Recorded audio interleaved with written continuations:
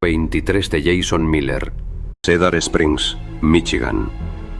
Una pequeña comunidad de apenas 8.500 habitantes. El tipo de lugar donde todos creen conocerse. Pero aquella noche del 5 de mayo de 2009, algo ocurrió que haría temblar los cimientos de este tranquilo pueblo del Medio Oeste. No era Halloween. Era el cumpleaños número 23 de Jason Miller, un joven aficionado al cine de terror. Por eso, decidió organizar una fiesta temática de disfraces en una vieja granja abandonada que su familia poseía desde los años 70. Una celebración fuera de temporada, que pronto se convertiría en una pesadilla.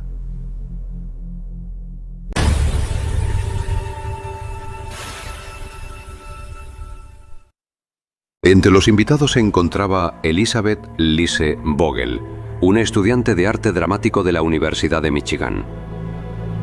Lise había elegido disfrazarse de Catwoman, un traje negro ajustado, una máscara de vinilo y una sonrisa que, según sus amigos, iluminaba cualquier habitación. Lise no solía venir a fiestas fuera del campus, pero Jason la convenció. Ella decía que necesitaba distraerse. Había terminado con su novio hacía poco. Llegó cerca de las 9:30. Traía un pastel y su disfraz. Se veía feliz. La fiesta comenzó tranquila. Música, cerveza, selfies con cámara digital y risas. Pero alrededor de las 11 de la noche, los asistentes notaron la presencia de alguien extraño. Un hombre que nadie conocía, con una máscara blanca, sin expresión, como de porcelana. Alguien lo grabó brevemente con una cámara Sony Handycam. En el vídeo, el hombre parece incómodo. Gira el rostro y cuando nota que lo están filmando, se quita la máscara. Recuerdo el silencio. Fue raro. Nadie dijo nada, pero todos lo miramos. Tenía el rostro como quemado. No grotesco, pero sí con cicatrices. Parecía molesto. Se fue caminando hacia el bosque, sin decir palabra. Minutos después, Elizabeth fue vista por última vez, hablando por teléfono cerca del granero. Una llamada corta, sin destinatario identificado. Después, desapareció. La búsqueda comenzó al amanecer. Los amigos revisaron la granja, los caminos, incluso el bosque cercano. Nada. Elizabeth! Eli, where are you?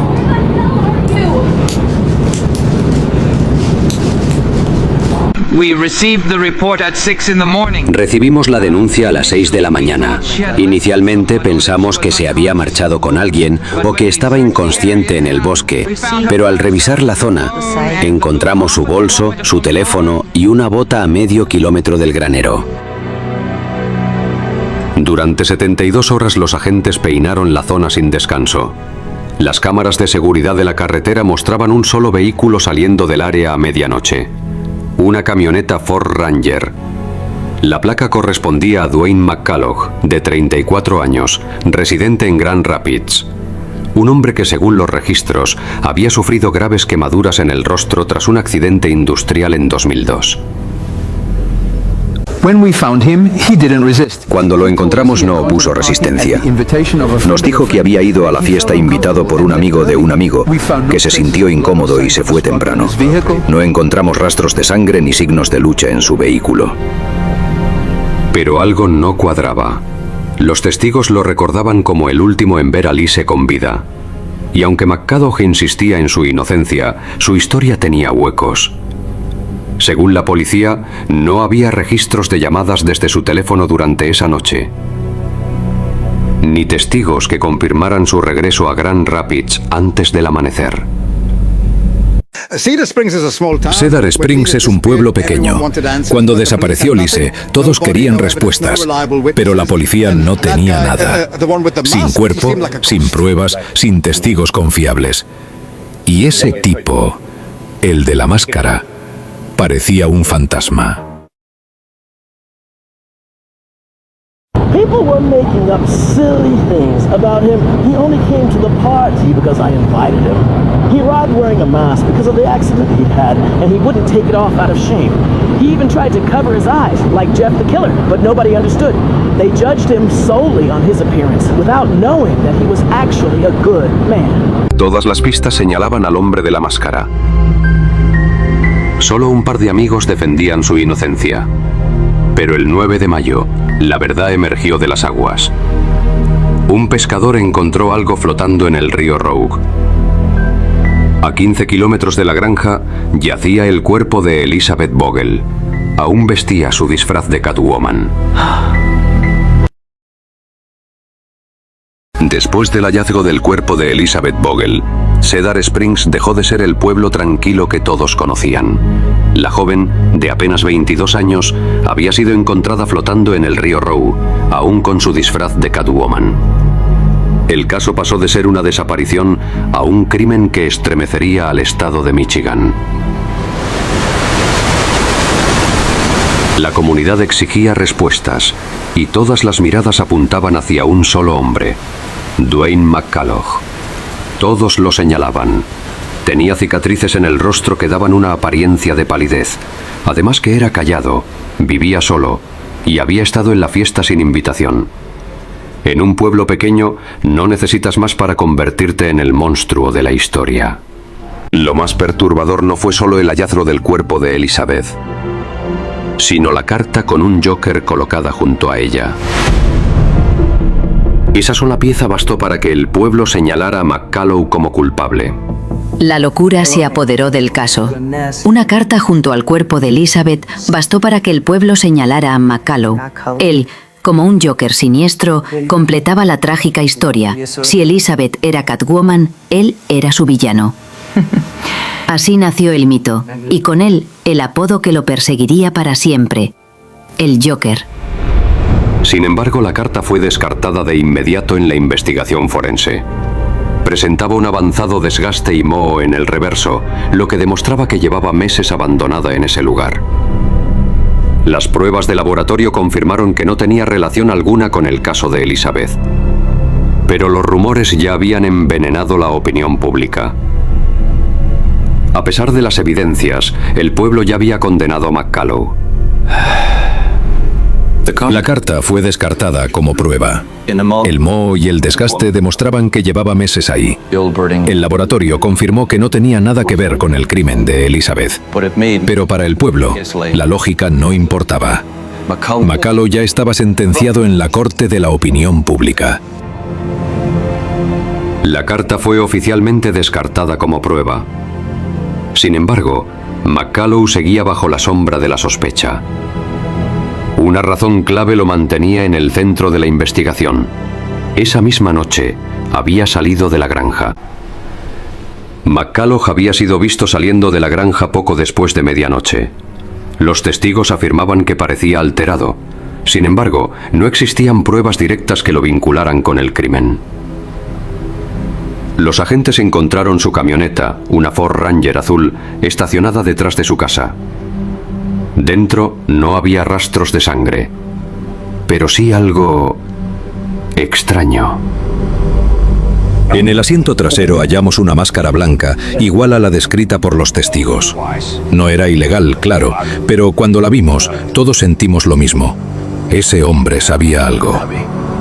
McCulloch fue interrogado durante más de 6 horas. Nunca cambió su versión.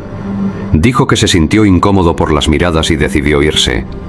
Negó haber tenido contacto con Elizabeth y aseguró no haberla visto después de su llegada. Pero había detalles que lo contradecían. Una fotografía tomada durante la fiesta mostraba, al fondo, una silueta con máscara blanca, a pocos metros de Lise. Cuando vi esa foto se me heló la sangre. Ella estaba riendo, posando, y él detrás mirándola fijo. No lo habíamos notado en el momento. La evidencia era circunstancial, pero suficiente para que el fiscal solicitara una orden de registro. Sin embargo, el resultado desconcertó incluso a los forenses. En la ropa de Lise, hallada junto a su cuerpo, no se encontró ADN humano externo. En cambio, había pelos de animal. El informe pericial fue contundente. Fue lo primero que nos llamó la atención. En la fiesta no había perros, y según los testimonios, McCulloch tampoco tenía mascota. Eso abría una nueva línea de investigación. Mientras la policía intentaba comprender el origen de esos restos, el pasado de Lise comenzó a salir a la luz. Tenía una relación tensa con su hermana mayor, Nina Vogel, de 27 años. Vecinos y amigos afirmaban que entre ambas existía una rivalidad antigua, casi silenciosa. Nina siempre fue la más reservada. Cuando Lise empezó a estudiar teatro, se distanciaron. Hubo algo sobre un chico, un amor de adolescencia. Se decía que Lise se metió con él y desde entonces no se hablaban. Nina no asistió a la fiesta de su amigo Jason. Dijo que tenía guardia en la clínica veterinaria donde trabajaba. Sin embargo, los registros de entrada mostraron algo inquietante. Su turno terminó a las 8 de la noche, 3 horas antes de la desaparición de Lise. Y la clínica tenía varios perros rescatados.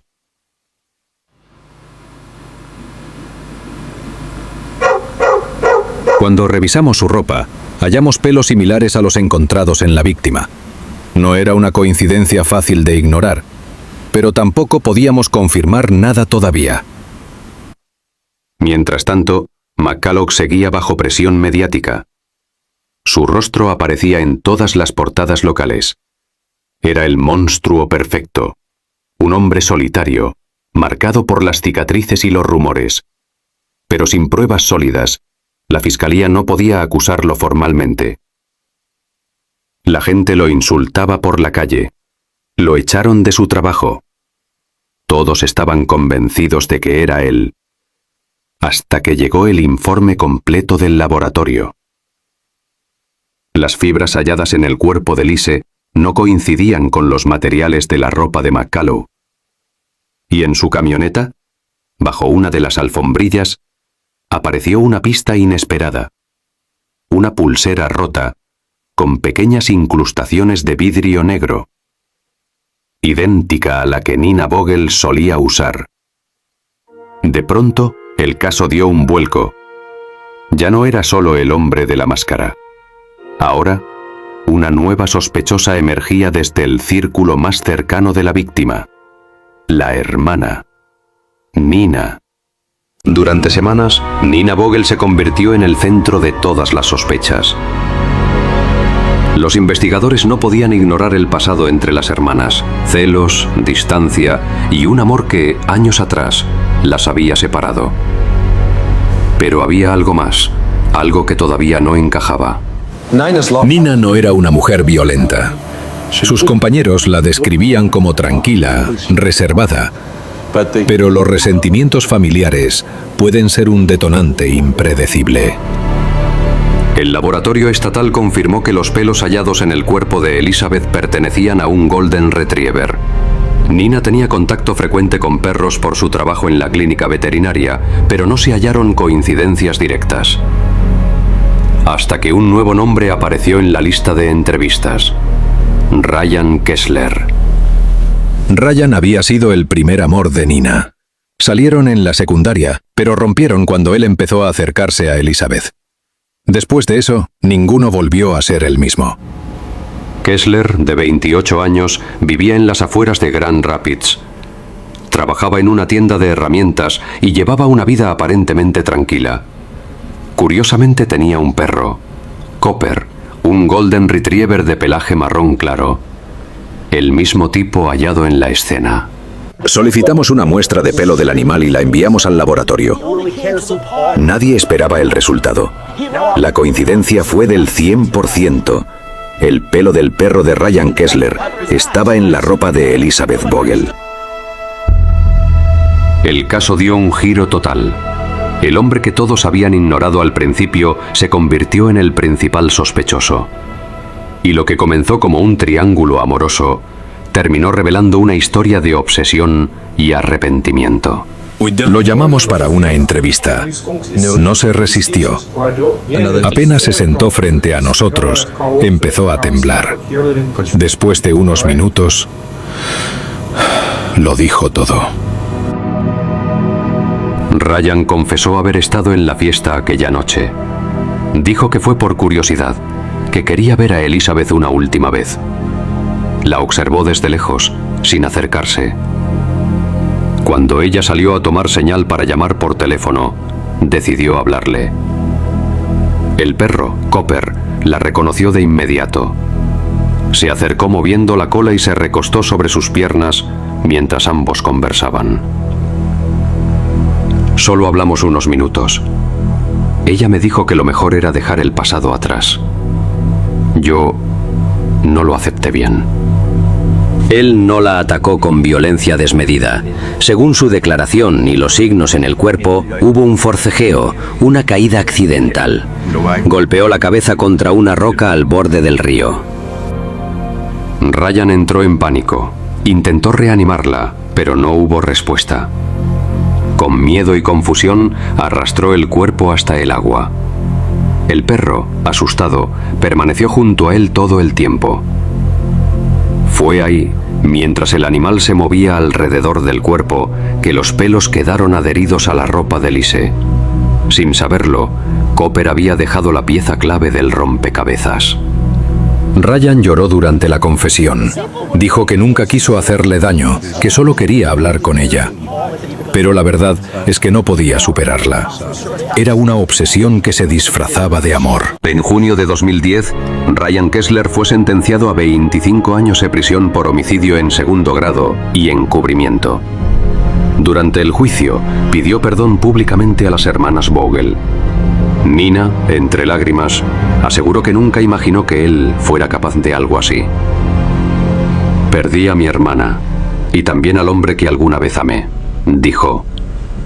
A veces, el pasado no mata, hasta que lo revivimos. El caso de la Catwoman de Cedar Springs dejó más preguntas que respuestas. 3 personas marcadas por los mismos recuerdos. Un perro inocente convertido en testigo involuntario.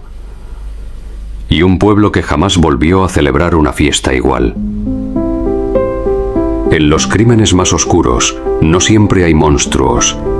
A veces, solo hay personas incapaces de dejar ir lo que ya está perdido. Así terminó la historia de Elizabeth Vogel. Una noche de disfraces, un amor sin final y una verdad que tardó demasiado en salir del agua. ¿Y saben qué fue lo más triste de todo? La gente condenó a McCulloch sin pruebas. Lo juzgaron tan duramente que terminó abandonando el pueblo. A veces la justicia no falla en los tribunales, sino en la mirada superficial de quienes solo ven lo que quieren ver.